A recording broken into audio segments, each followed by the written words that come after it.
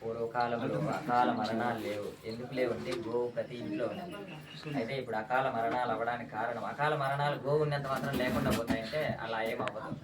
అయితే శాస్త్రములో గోమహత్యంలో ఒక విషయం చెప్పబడింది.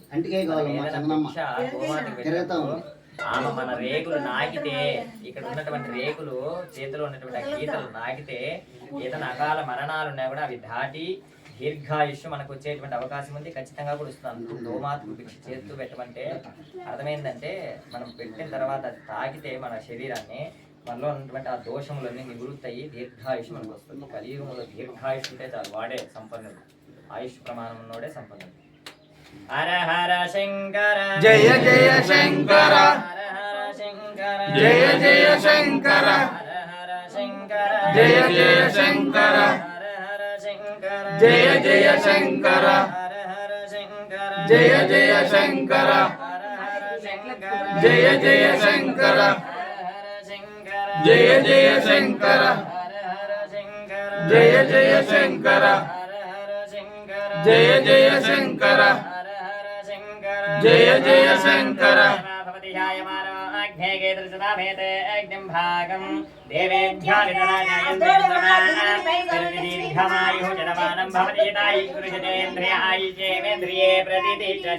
అఖండలక్ష్మీంద్రనాభివృద్ధ్యర్థం రామాంచాఫలసిద్ధ్యర్థం ఉద్యోగవ్యవసాయ వ్యాపారానుకూలసిద్ధ్యర్థం వాహనానుకూలసిద్ధ్యర్థం ఇష్టకామ్యార్థఫలసిద్ధ్యర్థం గోదేవతా పరిపూర్ణ అనుగ్రహసిద్ధ్యర్థం శుభం భయాత్. నమ పార్వతీపతయే. హర హర హర హర హర హర హర మహాదేవ. శంభో శంకర.